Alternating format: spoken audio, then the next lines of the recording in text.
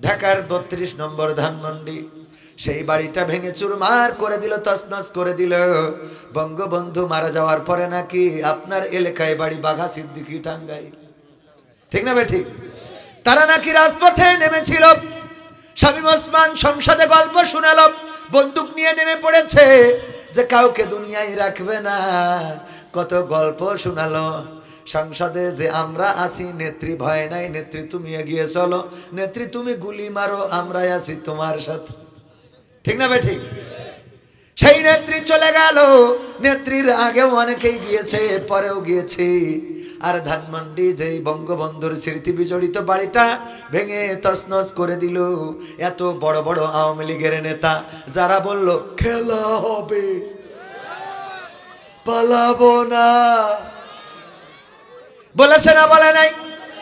তারপরে আমার ছাত্রলীগ যুবলীগের ভাইয়েরা বলল ওরা যদি প্রসাব করে, পিসাব করে, মানে বাংলা কথায় মুতে দেয় আর কি, যদি এইটা করে তাইলে বানের পানির মতো ভেসে যাবে।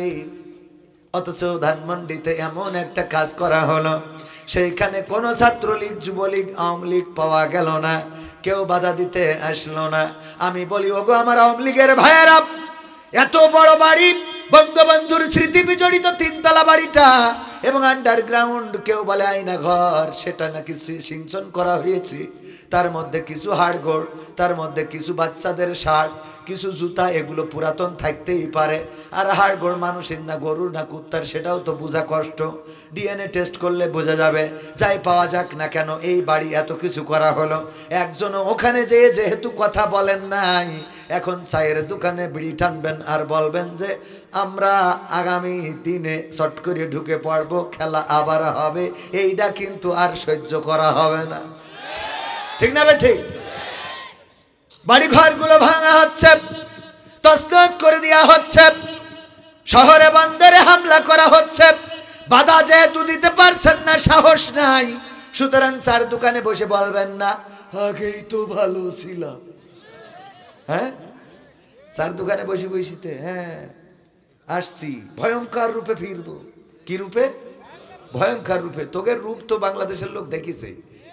কিছুক্ষণ আগে তো রফিকুল ইসলাম খান মোহতারাম বলেই দিলেন 1 মাসে 2000-এরও বেশি ছাত্র শুধু হত্যা করে নাই, বরং ঢাকার অলিতে গলিতে, রাজপথে, বাড়িতে, ছাদে, হাটে, মাঠে পড়েছিল। সুতরাং তোমরা কত ভয়ঙ্কর জাতি দেখেছে, এর থেকে ভয়ঙ্কর রূপে ফিরবা। সেই ভয়ঙ্কর এ জাতি জানে যে তোমরা ফিরলে কত ভয়ঙ্কর হবা। কারণ তোমাদের পিলখানা হত্যাকাণ্ড, আলেম ওলামা হত্যা, আমিরে জামাতদেরকে হত্যা, সেক্রেটারি জেনারেল হত্যা, এমনকি বিএনপির সাকা চৌধুরী সহ অনেক নেতাকর্মী হত্যা, খুন, গুম, অপহরণ, ধর্ষণ, এগুলো তোমাদের নিত্য নৈমিত্তিক ব্যাপার ছিল। এমনকি দাদার দেশে পালিয়ে যেও সেখানকার প্রশাসনের হাতে ধর্ষণের অপরাধে ধরা খেয়েছে। তার মানে ওয়েনে যেও মেশিন ঠিক রাখতে পারি না, ঠিক না ভাই ঠিক? তো এর থেকে ভয়ঙ্কর হলে কি হইতে পারে? সুতরাং আমরাও সব রকম ভয়ঙ্কর মোকাবেলা করার জন্য প্রস্তুত আছি। তবে তোমরা বলো পালাবো না, তোমরা বলো পালাবো না বলে আবার পালিয়ে যাও। আর আমরা তারা যারা আমরা বলি ইন্না সলাতি ওয়া নুসুকি ওয়া মাহইয়ায়া ওয়া মামাতি লিল্লাহি রাব্বিল আলামিন, আমাদের নামাজ, কুরবানি, জীবন মরণ কার জন্য? সুতরাং আমরা পালাবো না, আমাদের জীবন আল্লাহর জন্য, মরণ আল্লাহর জন্য। আমরা তো তারা যারা আমাদের পূর্বপুরুষরা দোয়া চাইতেন, বিশ্বনবীর কাছে এসে বলতেন ওগো বিশ্বনবী আমি তো কিছুই দিতে পারলাম না, আজকের এই যুদ্ধে সবাই তো টাকা দিয়েছে, পয়সা দিয়েছে, অর্থ দিয়েছে, এই তাবুকের যুদ্ধে আমি কিছু দিতে পারলাম না, ওগো নবী গো আপনার কাছে একটু দোয়া চাই। আপনি যদি দোয়া করেন সেই দোয়া কবুল হয়ে যায়, কারণ আপনি মুস্তাজাবুদ দাওয়া, আপনি যে দোয়া করেছেন সেই দোয়া কবুল হয়েছে। আবু হুরায়রার জন্য দোয়া করেছেন, কবুল হয়েছে। মসজিদের কিবলাটা নামাজের মধ্যে আপনি মনে মনে চেয়েছেন আপনার যেন কিবলাটা বাইতুল মাকদাস থেকে যেন বাইতুল হারাম হয়ে যায়, আল্লাহর ঘর যেন কাবাটা হয়ে যায়। আল্লাহর ঘর সেটা আল্লাহ রাব্বুল আলামিন বাইতুল মাকদাস থেকে ঘুরিয়ে মক্কার পানে করে দিয়েছেন। ওগো নবী একটু দোয়া করে দেন আজকের এই যুদ্ধের ময়দানে যে যেন আমার জীবনটা দিয়ে দিতে পারি, এই দোয়াটা আল্লাহর কাছে করে দেন। আল্লাহর নবী দোয়া করলেন, ওগো আব্দুল্লাহ জুলবাজাদাইন তোমার জন্য আল্লাহর কাছে দোয়া করি, হে আমার রব আমি আব্দুল্লাহ জুলবাজাদাইন তার রক্ত কাফেরদের জন্য হারাম করে দিলাম। আমাদের সেই শিক্ষা এখনো আছে না নাই? আমরা এখনো দোয়া করি, হে রব তুমি আমাদেরকে কোনো অ্যাক্সিডেন্টে মরণ দিও না, তুমি আমাদের রোগে শোকে মরণ দিও না, তুমি আমাদের হার্ট স্ট্রোকে ব্রেন স্ট্রোকে মরণ দিও না, তুমি আমাদের পানিতে ডুবাইয়ে চুবাইয়ে মরণ দিও না, তুমি আমাদের বিমান ক্র্যাশ খাইয়ে মরণ দিও না, তুমি আমাদের হেলিকপ্টার বিধ্বস্ত করিয়ে মরণ দিও না। ওগো আল্লাহ মরতেই যখন হবে তোমার দিনের আন্দোলনে থেকে যেন বাতিলের মোকাবেলায় কোরআন বুকে ধারণ করে যেন রাজপথে থেকে এই জীবনটা দিয়ে দিতে পারি। আল্লাহ তুমি আমাদের শাহাদাতের মৃত্যুটা নসিবে করে দাও। আমরা তো সেই জাতি যারা শাহাদাতের মৃত্যু প্রত্যাশা করি। আমরা গান গাই, আমাকে শহীদ করে সেই মিছিলে শামিল করে নিও, যেই মিছিলের নেতা আমির হামজা খুবাইব খাবাব তোমার ছিল যারা অতি প্রিয় শামিল করে নিও, আমাকে শহীদ করে সেই মিছিলে শামিল করে নিও।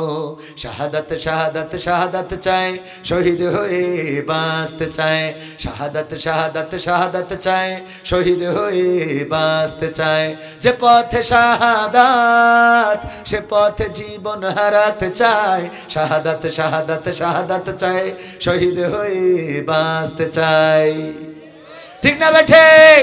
আমরা শাহাদাত প্রত্যাশা করি, আমরা এই মৃত্যুটাকে বরণ করার জন্য প্রস্তুত থাকি। আল্লাহর নবী আব্দুল্লাহ জুলবাজাদাইনের জন্য দোয়া করলেন, আল্লাহ তার মৃত্যুটা যেন কাফেরদের হাতে না হয়, কাফেরদের জন্য তার রক্তটা হারাম করে দিলাম। আব্দুল্লাহ জুলবাজাদাইন বললেন, ওগো বিশ্ব নবী আমি তো সে যে ইসলাম কবুল করার কারণে আমার চাচা সব সম্পদ থেকে বহিষ্কার করেছে, এমনকি আমার কাপড় পর্যন্ত খুলে রেখে দিয়েছিল। ওগো নবী আজকে আমি নিঃস্ব অসহায়, যুদ্ধের ময়দানে কিছু দিতে পারলাম না, জীবনটা দিতে চাইলাম, সেটাও আপনি কাফেরদের জন্য হারাম করে দিলেন, রক্তটা হারাম করে দিলেন। আপনি মুস্তাজাবুদ দোয়া আপনার দোয়া কবুল হয়ে যায়। ওগো বিশ্ব নবী এখন তো আমি আর শহীদ হতে পারবো না, শহীদের রাস্তাটা বন্ধ হয়ে গেল। আল্লাহর নবী বললেন, ওগো আব্দুল্লাহ জুলবাজাদাইন শুনে নাও, যদি তুমি জ্বরে ভুগেও মারা যাও, যদি তুমি অসুস্থ হয়ে তোমার তাঁবুতে মারা যাও, তারপরেও আল্লাহ রাব্বুল আলামিন তোমার এই মৃত্যুটা তার দরবারে শাহাদাতের মৃত্যু হিসেবে কবুল করে নিবে। সুবহানাল্লাহ। আমাদের এই তামান্না থাকার দরকার আছে না নাই? বিশ্বনবী বলেছেন, যার মনের মধ্যে শহীদি তামান্না নাই, যেই মুসলমানের বুকের মধ্যে শাহাদাতের তামান্না নাই, তার মৃত্যুটা হবে মুনাফিকের মৃত্যু। আমরা কি সেই মৃত্যু চাই? আমরা মুনাফিকের মৃত্যু চাইব না। মুনাফিক মানে এত ভয়ঙ্কর, জাহান্নামের সর্বনিম্ন স্তরে থাকবে। শুধু তাই নয়, এর ঘটনা যদি জানেন, ওমর রাদিয়াল্লাহু তাআলা আনহুকে যখন আবু লুলু আক্রমণ করলেন ফজরের সময়, অনেক লম্বা ঘটনা, সময় অল্প শর্টকাটে শুনিয়ে কিছু সঙ্গীত শোনাবো। ওগো আমার ভাইয়ের, আবু লুলু হামলা করলো, এক ইহুদির গোলাম নামাজের সময়টাকে বেছে নিলেন, গুপ্ত হামলা চালালেন, 7টারও বেশি আঘাত করলেন। সবচেয়ে বড় আঘাতটা ছিল পেটের মধ্যে ছুরিটা ঢুকিয়ে দিয়ে টান দিয়েছিলেন, এবং তার ছুরিটা খঞ্জরটা ছিল এমন, দুই পাশে ধারালো, মাঝখানে হাতল। এই খঞ্জরটা আবু লুলু নিজেই বানিয়েছিল, সে একজন ভালো কামার ছিল, সে নিজেই বানিয়ে বিষের মধ্যে ভিজিয়ে রেখেছিল 1 মাস। তারপরে সুযোগ বুঝে মসজিদে নববীতে ঢুকলেন। তখনকার সময় আলো ছিল না, 2টা বাতি জ্বলছিল কোনো মতে। কখন ঢুকেছেন কেউ জানে না। ওমর রাদিয়াল্লাহু তাআলা আনহু নামাজের ইমামতিতে দাঁড়ালেন, 2য় রাকাতে হামলা করলেন। ওমর রাদিয়াল্লাহু তাআলা আনহু বেহুশ হয়ে পড়ে গেলেন। আবু লুলুকে ধরার জন্য সাহাবীরা যখন পিছু নিল, সে একে একে 7 জনকে শহীদ করে দিল। শুধু তাই নয়, তারপরে তাকে ধরে ফেলা হলো। চাদর ছুঁড়ে দিয়ে তাকে আটকানো হলো। আবু লুলু বুঝতে পারলো এবার তো আর রক্ষা নাই, নিজের ওই ছুরিটা আবার নিজের গলায় চালালো, চালিয়ে সেও বিদায় নিল। হযরত ওমর রাদিয়াল্লাহু তাআলা আনহু যখন হুঁশ ফিরে পেলেন তখন বললেন আমার জন্য পানি নিয়ে আসো।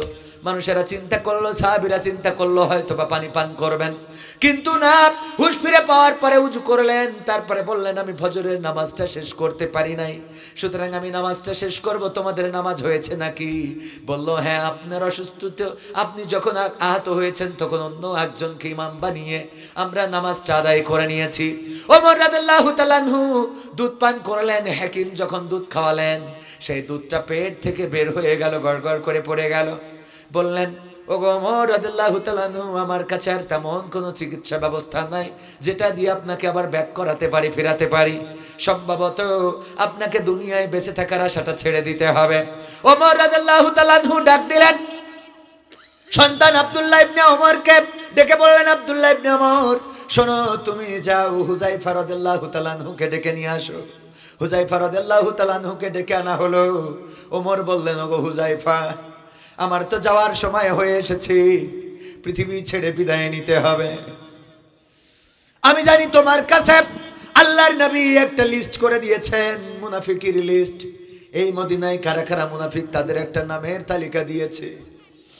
আমি সেই দিন থেকে বড্ড ভয়ে আছি, না জানি আমার নামটা ওই লিস্টের মধ্যে আছে নাকি। ওগো হুযায়ফা, মৃত্যুর সময় যদি এটা জানতে পারতাম যে আমার নামটা মুনাফিকের খাতায় আছে নাকি, ওই লিস্টের মধ্যে বিশ্বনবী দিয়েছেন নাকি, এটা যদি জেনে মরতে পারতাম তাইলে একটু শান্তি পেতাম, অথবা দুশ্চিন্তাগ্রস্ত হয়ে যেতাম। একটু নাম আছে কিনা জানতে চাই। হুযায়ফা রাদিয়াল্লাহু তাআলা আনহু বললেন ওগো ওমর, আমার নামের যে তালিকা আছে এটা তো সিক্রেট, কার নাম আছে এটা বলতে পারবো না, তবে এতটুকু বলতে পারি ওমর বলে কোনো নাম আমি এখনো পাই নাই। ওমর রাদিয়াল্লাহু তাআলা আনহু এমন একজন ব্যক্তি ছিলেন যিনি রাতের অন্ধকারে মানুষের দুঃখ দুর্দশা দেখে বেড়াতেন। এমন একজন ব্যক্তি ছিলেন যিনি অভাবীর অভাব মোচন করে দিতেন। পরকাল সম্বন্ধে এতটাই ভীত ছিলেন। একবার একজন আসলেন আল্লাহর নবীর সাহাবী, ইসলামের দ্বিতীয় খলিফা ওমরের কাছে ফতোয়া জিজ্ঞাসা করার জন্য। জিজ্ঞাসা করলেন কোথায়? বলল উনি পানি আনতে গিয়েছেন কূপে। সেই রাস্তায় হাঁটা শুরু করলেন। পথিমধ্যে ওমর রাদিয়াল্লাহু তাআলা আনহুর সাথে দেখা হয়ে গেল, কাঁধের উপরে পানির একটা পাত্র। ওই লোকটি বললেন ওগো ওমর, সালাম বলে বললেন আপনার কাছে এসেছি একটু ফতোয়া জানার জন্য। বলল ঠিক আছে, এখানে বলবেন নাকি আমার দরবারে গিয়ে বলবেন? এখানেই বলে ফেলি, যদি একটু বসতেন। ওমর রাদিয়াল্লাহু তাআলা আনহু বসলেন, কিন্তু পানির পাত্রটা মাটিতে রাখলেন না, তিনি রাখলেন নিজের হাঁটুর উপরে। ওই সাহাবী বললেন ওগো ওমর, যেভাবে বসেছেন হাঁটুর উপরে পানির পাত্র রেখেছেন এতে তো বেশি কষ্ট হয়, বরং পানির পাত্রটা যদি একটু মাটিতে রাখতেন তাইলে সহজ হতো, আমিও রিল্যাক্সে আপনার সাথে কথা বলতে পারতাম। ওমর রাদিয়াল্লাহু তাআলা আনহু বললেন ওগো নবীর সাহাবী, তুমি কি জানো না আমার এই পানির পাত্রটা ভিজা, এই ভিজা পাত্রটা যদি আমি এখন এই মাটিতে রাখি, এই জায়গাটা আমার না, এই জমিনটা অন্য কারোর মালিকানাধীন। এই জমির মালিকের কিছু মাটি আমার এই কলসের নিচেই, আমার এই পাত্রের নিচেই লেগে আমার বাড়িতে চলে যাবে। পরকালের ময়দানে যদি আল্লাহ বলেন ওগো ওমর, তোমার কলসের নিচেই করে আর একজনের জমিনের মাটি কিছু বাড়িতে নিয়ে আসছিলে, তার হিসাব দাও। আল্লাহু আকবার। আর এখন মানুষের বাড়ি লুট করার জন্য প্রস্তুত, এর জমি দখল করা, ওর বাবা লুট করা, ওর এই জায়গা করা ওই জায়গা করা। অনেকেই বলবে আগে করেছে তাই এখনো চলে। ভাইরা আমার, যারা অধম হবে তাদের উত্তম দিয়ে মোকাবেলার দরকার আছে না নাই? যারা অধম হবে তাদের উত্তম দিয়ে মোকাবেলা করব। ওগো আমার ভাইজানেরা, ওগো আমার কলিজার টুকরা যুবকেরা, শুনে নাও এই কথাটা কেন বললাম। শহীদি তামান্না যদি না থাকে তাইলে তার মৃত্যুটা হবে মুনাফিকের মৃত্যু। ওমর রাদিয়াল্লাহু তাআলা আনহুর মতো মানুষ, যে মানুষের পাশে দাঁড়াতেন, মানুষের দুঃখ দুর্দশা ঘুচে দিতেন, এমন কি রাতের অন্ধকারে অন্ধকারে ঘুরে, আপনারা ঘটনাগুলো জানেন, বাড়িতে যেয়ে দেখলেন ওই চারজনের কি হয়েছে? আওয়ামী লীগের লোক নাকি না জামাতের? কি হয়েছে আপনাদের?